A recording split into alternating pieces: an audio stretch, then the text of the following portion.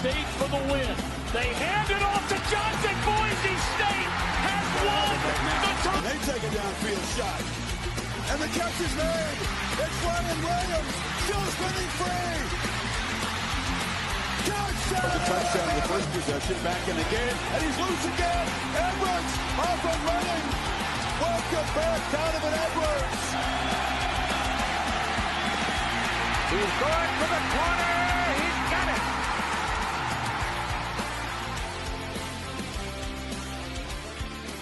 This is the Gridiron Uncensored.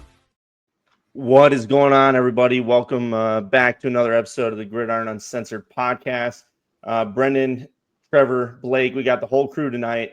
For those of you listening on the pod, we're all here. We're ready to rock and roll. Got some solid topics, I think, tonight. A lot of like the current event type stuff. And then, of course, we got the mailbag or mail call. I like to call it that just because the old TV show, man, that shit was awesome back in the day. You remember that? God, I love that show. But yeah, so tonight we're going to hit on some spring game talk. I know that's kind of a hot topic right now. Teams are canceling or modifying it. We saw it last year too, but it seems to be a little more pronounced this season. We'll talk a little bit about the returning production numbers that were just dropped from Bill Connolly. I think he does another drop on that at the end of spring ball after the next portal. And then we're going to talk a little bit about Florida State. So, again, glad to have you with us. And, guys, let's jump in on this spring game conversation. It started off last year. Ole Miss kind of did a modified, game type thing. Still had the fans out. Wasn't really a game. It was more like people just, playing, skills, that type of stuff. This year, now you're seeing, Nebraska, Ohio State, Texas, Toledo jumped out and said they're not doing one. Bama today even put out that they're going to do something modified. So this seems to be a trend. The reasons are all, what you expect about NIL or player safety. What do you guys think about that? Is it good for the game? Does it suck? Do you really even care about spring games? What are your feelings? I don't care. I just don't care. It's a booster event as far as I'm concerned. It's just a thing to show off what some boosters' money bought or got in for recruits. And I mean, don't get me wrong, it's nice for the fans and of the team to see kind of the young talent that's potentially coming up in the coming years. However, it's also a great opportunity for some of these kids to get hurt. And frankly, with the expansions and all the things that they're talking about, it's a full contact practice that just doesn't need to happen as far as I'm concerned. Yeah, it's a fair take. I think a lot feel that way. Blake, what about you? I feel the same. It's just something for the fans to see, really. So, I mean, It sucks for the fans, I guess, but I mean, it's just a glorified practice. And I mean, it brings in some revenue for the school, on concessions or whatnot. But it's not really like a vital thing to the team. Yeah, I mean, I'm sure the coaches, don't care. They'd rather have a closed practice and, go from there. But for me, I guess I feel different. I think it is an important thing for the fans. One, especially with NIL and shit now, they're asking fans for more money. Your tickets are going up, all these things. You kind of want to see what you're dealing with, what's actually going to happen instead of just guessing until the fall. And even for guys like us, I guess it helps, for us to do some scouting on these teams when we talk about the podcast. But I get the reasoning. You don't want, especially for the group of five type teams, you don't want your guys hey, they had a great spring practice, and then some guy comes in and drops a bag on their doorstep. Hey, dude, you looked really freaking awesome out there. Come hook us up. Come help us. So I get that angle. The injuries, I mean, that can happen in any practice, but this is full contact. Players are showing out. So I don't know. I guess I don't like seeing it go away because to me it's just part of tradition of football. But things change, and so you got to adapt. But okay, I hear you. I agree with you to a certain extent that it's a sad thing that's going away. However, what would you say if instead of the spring game, there was 5 active practices where they actually allow cameras in, where you can see your team essentially practice, and you can see kind of the talent that and the drills that they're doing and things like that. I'd be more Like, about that, I I guess. mean, I feel like that would be like something that they could put together fairly easily per team. It could be on each team to do that, but it's a way for them to put out like locally or like to their whatever, however they want to release it. They could release it and sell the rights to Amazon Prime.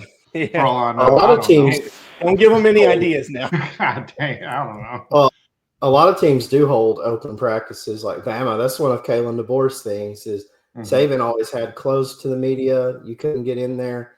But Kalen DeBoer's are wide open. You can go down there, watch practice and everything. I mean, they post Bama's practices all the time.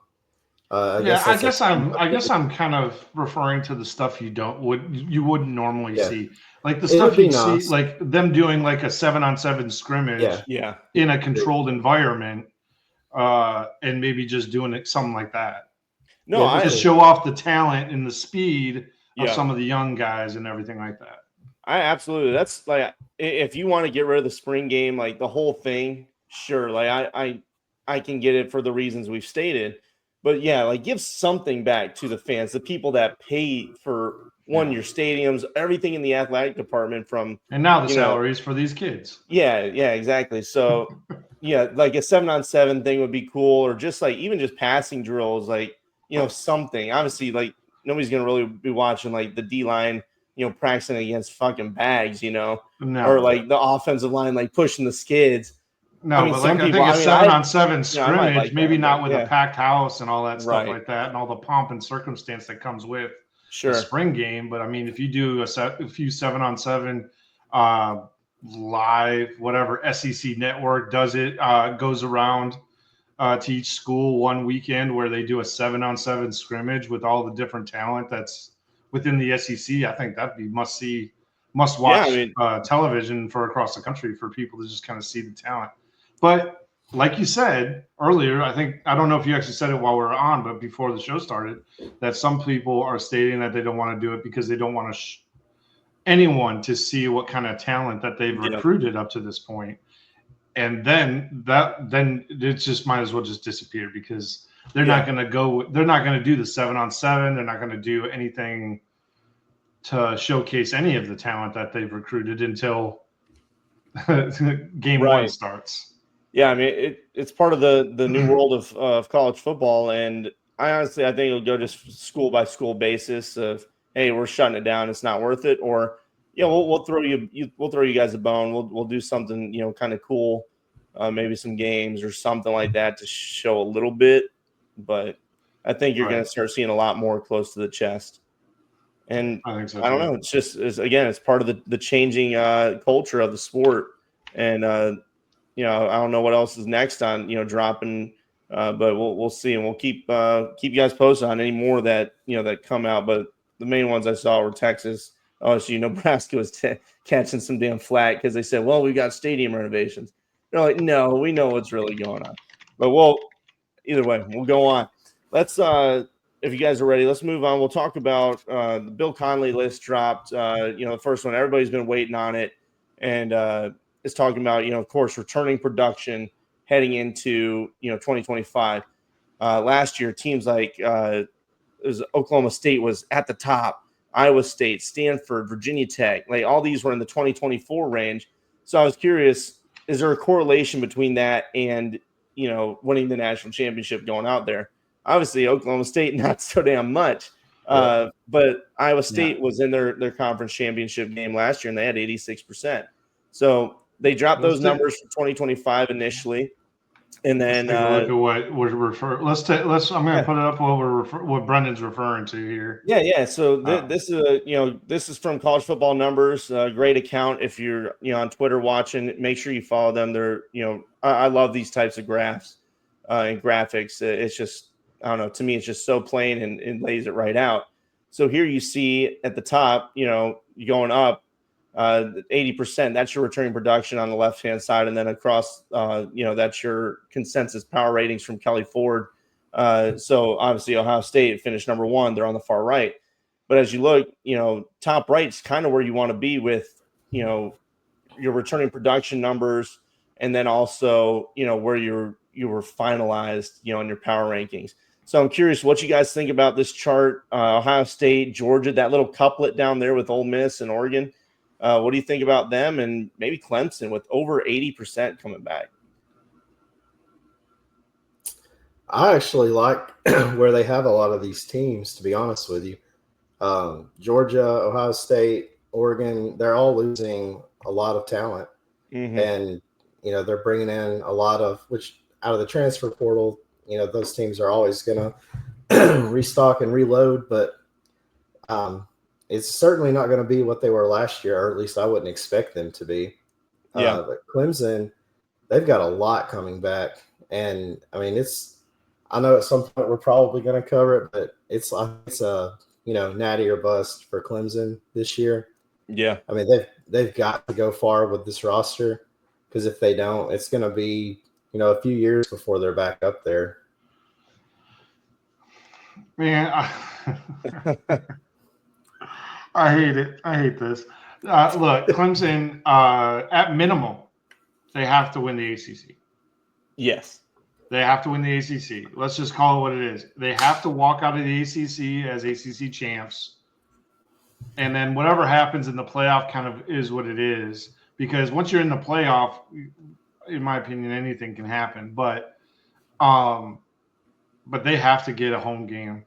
Because correct me if I'm wrong, they're not changing that home game. Or no, they would have the first round bye. Never mind. Well, if they won the ACC, that might get change. The first round bye. Yeah, that might change. We don't know yet. Are they changing yet. that? Yeah. Yeah. Okay. Well, they haven't announced that yet. That's right. Yeah. Okay. So Clemson, you're right. I would say that they are at minimum ACC championship or bust, and I would say at minimum expected to do a 10-win season or bust. But I would say the with everything that's going in, I would say that Clemson has high expectations. Looking at the chart, I'd say Penn State walks into the next season with high expectations again, coming off of a season that they just had. I haven't looked at the schedules for all these teams yet, so that remains to be seen. I can't wait. Can you pull that chart back up? Yeah, I'll get the chart back up.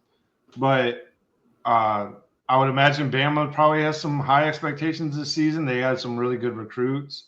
I've got Indiana, they're going to drop off. I don't care what returning starters they've got. I just don't think that they're going to get lucky enough with the schedule that they had again. Yeah. But yeah, I mean, they're Auburn. My God, Auburn has very high expectations this season, I'm sure. Yeah.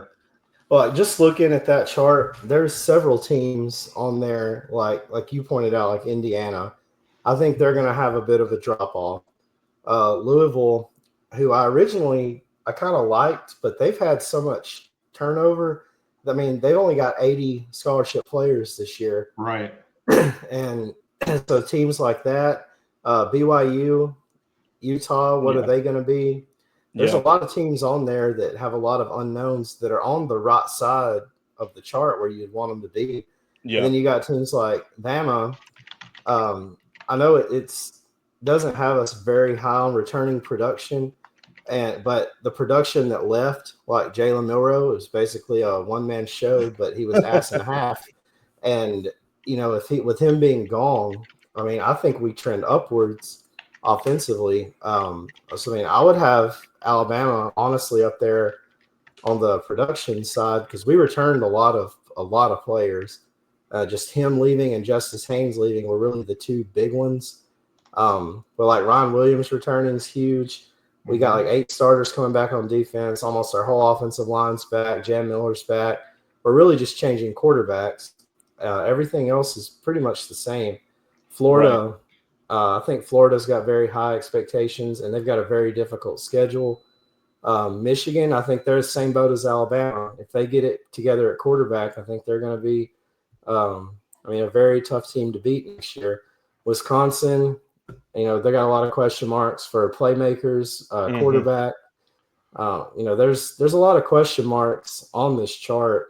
It's not as simple as just looking at it.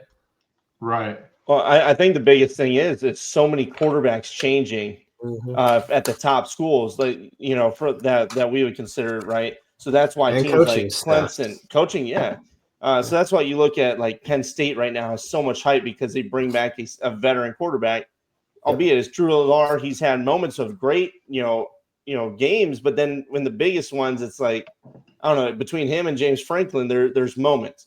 Just Penn like State's also lacked that like playmaker, that Saquon Barkley. You could give him the ball, he'd make something happen. Yeah, I have not seen anybody at Penn State that's been able to do that, honestly, since Saquon Barkley, and that puts a lot on a quarterback. No matter how talented they are, that you've got to have somebody that makes plays. I mean, their running backs are really good. I think both almost had 1,000 yards rushing, but it's just again, that explosiveness. The explosion's not there. Yeah, exactly. Because you could use Saquon he'd run routes. He'd run, the the wheel route. Nobody could stop him. Back. It's just, so you're curious to see what happens with Penn State. Clemson, of course, with Klubnik coming back. That's why, mentioned on the Twitter page, is it, natty or bust? Blake just said it. And it certainly feels that way. And Trevor, I agree. They better win the ACC. Like if I'm a fan of them with everything they've got returning, and not all. We've said it too. Not all returning production is good production, but it's it's still stats. We saw that with Oklahoma State last year. Top of returning production, but they folded like a fucking wet paper sack. And I mean, and the same goes for on the chart. OU is kind of up there with returning production, but that production was a bunch of trash. Well, I will say it does. Remember, this does count in transfers too, so they've got a hell of a quarterback coming in. They do, okay. But I do agree. A lot of that offensive production was like, okay, that's coming back. That's great, but you're hoping that quarterback really elevates, from what Jackson Arnold, was doing. Or lack thereof. So we'll see what happens. But I love the charts like that. It's an interesting thing to look at and see how the correlation is. Because pulling it up, I think last year Ohio State was only at 65%, I think, returning production, and they won the national championship. And now they're below the 50 percentile mark now. Yes, but as far as returning production. Yeah, so the national top 10 on returning production, again, per Bill Connolly, we got Clemson at 81, Arizona State at 79. Big hopes for them again this season, returning quarterback. Illinois, same type thing, returning quarterback. They're at 76%. Texas Tech, returning quarterback. So they're hoping that they can do something in the Big 12. And then you got too, I think. Yeah, right? Kennesaw State's at 73%, Texas A&M at 71, Rutgers 71, Vandy at 70, Boise 69, and Oklahoma at 69. So great numbers on the last two. We love to see that. But we'll see what shakes out with those. A lot of new faces across the league. I just wonder how it's going to break down. So again, college football numbers, if you haven't followed them, you need to, because I love seeing that. It just breaks down the game just a little bit more, the advanced stat type stuff. Anything else on that, guys? I guess real quick on what Blake mentioned, like teams that I think are going to fall off. Oregon, I feel like that they're in that same. Yeah. I don't know. I feel they're in danger territory. I think because really, I'd say that everything is hinged off of how well the quarterback can produce. Yep. And I mean they were able to get somebody that was already a proven producing quarterback. Where Dante Moore, while I like him and I think he's a talented young man, he's very unproven to a certain degree, especially sitting on a bench for an entire year. I hope it for Oregon's sake. I hope it plays out the way they want it to. Well, they have high aspirations too, and they couldn't get it done with Dylan Gabriel, and I liked him a lot as a quarterback. So, Blake, what were you going to say? I think Boise State is going to have a fall off as well. Think so? They're up there. Yeah, I really do. John T. Leaving's tough, and that was their team. And then Indiana, the same thing. I think they kind of had a gimmick season. Everybody just kind of underestimated them. They meshed well together because, it was basically JMU just in Indiana jersey. They knew their system. There wasn't much change. And then you factor that in with people just going, oh, it's Indiana. I think they got overlooked a lot until it was too late. I think people will catch on this year. I think they'll have a tougher time in the Big Ten. Yeah, I'm interested. It's an interesting one for Indiana. We'll see, because they did bring in Mendoza, and he had a pretty solid season at Cal, and Cal really shit the bed, for what we all expected from him. But yeah, we'll see what happens. Real quick, looking at the comments on our live feed here, Jake asked Texas Tech or ASU winning the Big 12. No. Everything to me feels like ASU again, but I do like Texas Tech's quarterback. Morton's down there. He can sling it too. I think truthfully, I think out of the Big 12, I think it's going to be someone you don't even think of. You're not even Baylor. Somebody else. Right Neither. I've got Baylor. Baylor winning the Big 12. That's a nice little pick there too. I like what I truly don't think either one of the favorites, quote unquote, is going to be even in the mix. Well, they might be in the mix, but I don't think they will be there at the end. Baylor's got a good roster, a lot of returning production. They're poised to make a run. Yeah. And good friend Colton asked about Florida State, and hell, that's a great segue, guys. That's why I said patience, Mr. Into Smith, the mail patience. call. Something this like time. that. I'm trying. That's right. The FS mailbag question. Did that hit? Do you like that mail call? No. Maybe that's call. The whiskey. I don't know. All right. It's making me like turn red. I don't know. I'm thinking I'm allergic, but I'm keep drinking it. All right. Let's go on and talk about this FSU question from longtime listener and friend of ours. Shit. He's curious about, obviously big Florida State fan. That's why this is, tailored to this. We're obviously going to talk more when we do in our season previews. Freaking go crazy. Yeah, the chat's rocking on Facebook. Yeah. Jesus. All right. Sorry. So Florida State. Sorry, I'm reading the chat. Florida State. They obviously had a horrible season. I mean, absolutely horrific. Some say they didn't even play last year. I didn't say it. I don't know. Some people said it, not me. But looking at, 2025, they changed. Like, as soon as the season was it was like right almost over, they fired everybody. Norvell's like, okay, something's got to happen. The boosters are pissed. The fans are pissed. What are we going to do to fix this? So they went out and they made coordinator changes. They made offensive line changes, wide receiver coach changes. They're hitting the portal again. They came in with the number 7 portal class from what I'm seeing right now. What do you guys think about Florida State? Yeah, exactly. So what do you guys feel about this new team? Because, I mean, it's effectively totally new staff outside of the head coach.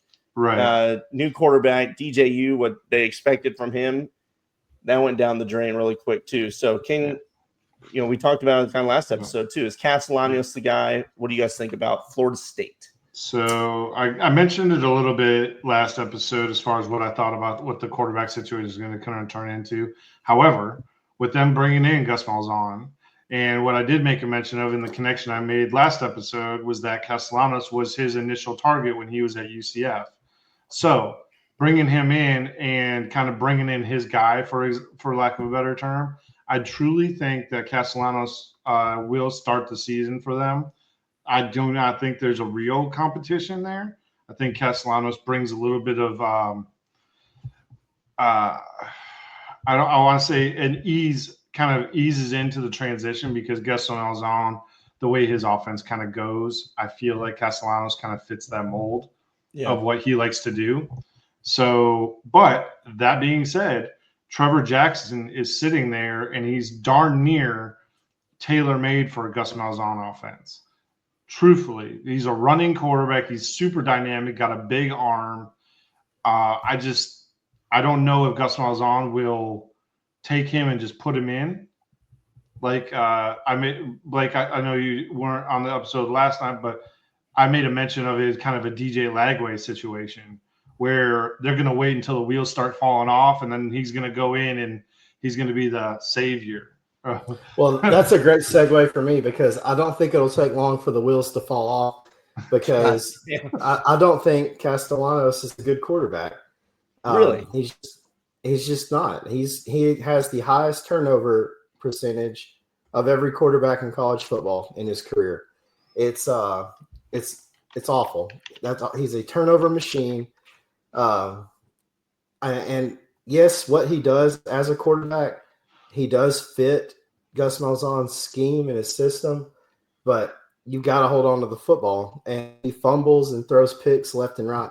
I want to say he threw 14 picks his first season as a starter, and then last year he had 12 turnovers in 9 games. A lot of it was fumbles last year, the 5 picks last year.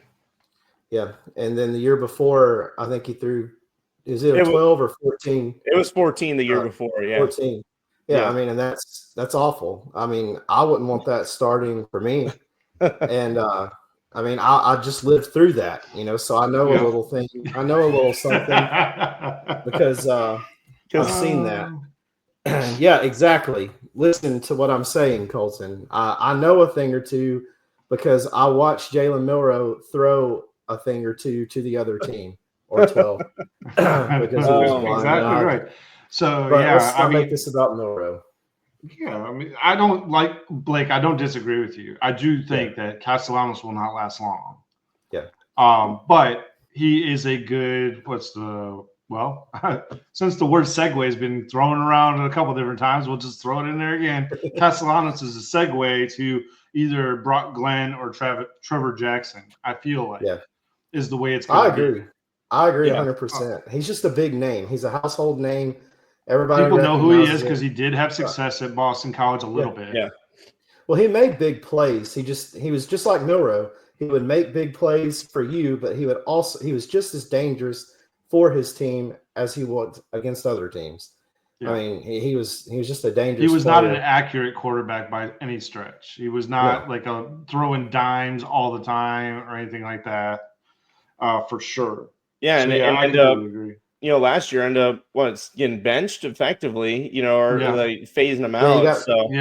I think it was just that, obviously there was some sort of disconnect between him and the team because, 18-5 isn't horrible when you're talking touchdown interception, but like you said, the fumbles were rough too at times.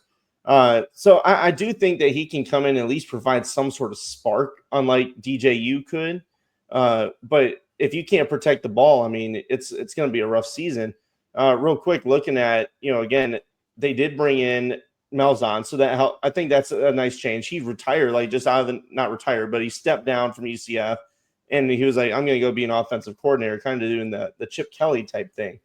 And then they went out and got some help on the defense from Nebraska's, coach. So, Tony White, thank you. So I think that'll be good because Nebraska, they finished 16th or 18th in total defense last year.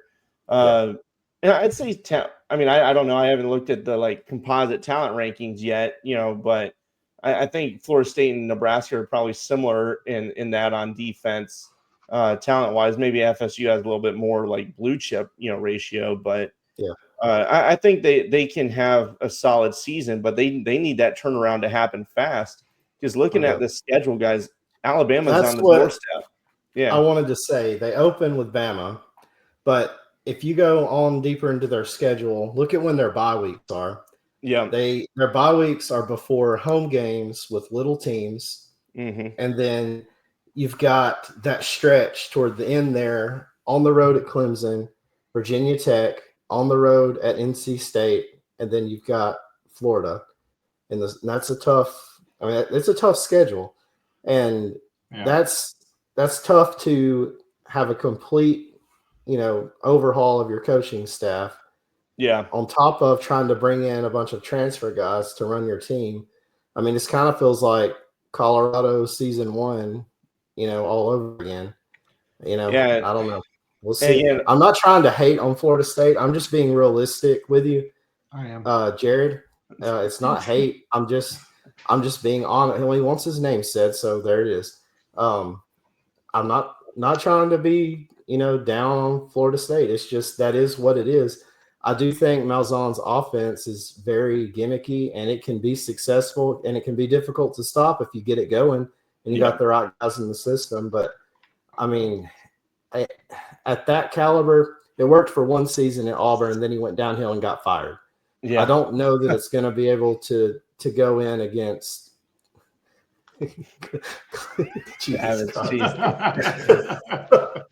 The thing with live shows in the comments section. If you guys can't see, if you're watching on Twitter, the Facebook comments are great.